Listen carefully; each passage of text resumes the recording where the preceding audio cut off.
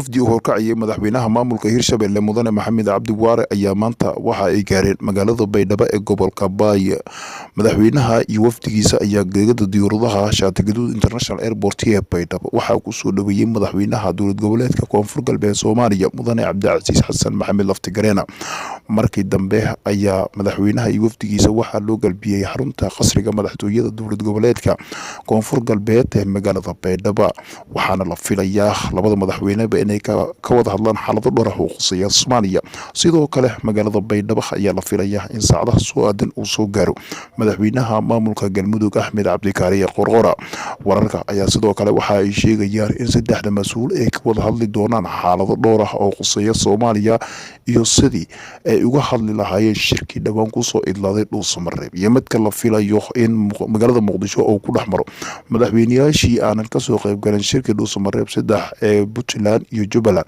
iyo madaxweynaha Soomaaliya oo la filayo in maalinta Khamiista uu ka dhaco magaalada Muqdisho. Saddexdan hogaamiye ayaa waxa ay ka arrinsan doonaan waxyaabihii ka soo baxay shirka la filayo in magaalada Muqdisho uu ku dhaxmaro madaxweynayaasha Puntland, Jubbaland, dowladda federaalka Soomaaliya, waxaana ay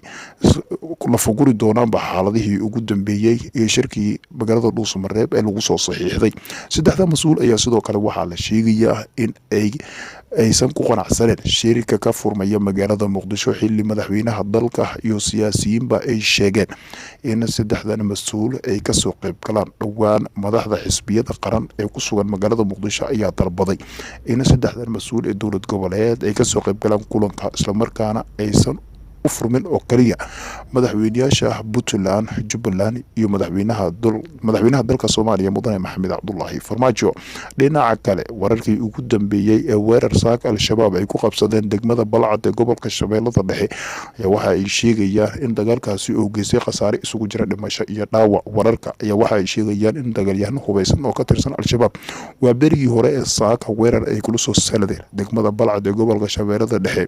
waxaana la sheegay dagaal socday ilaa iyo hal saac iyo bar ay u suura gashay in xarunta saldhigga iyo tan degmadaba Al-Shabaab ay la wareegaan.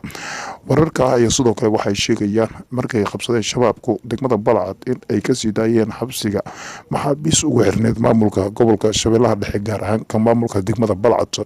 Gudoomiyaha degmada Balcad oo laftiisa la hadlay warbaahinta ayaa waxa uu sheegay in hadalkaasi uu yahay wax kama jiraan, isla markaana Al-Shabaab ay ku celiyeen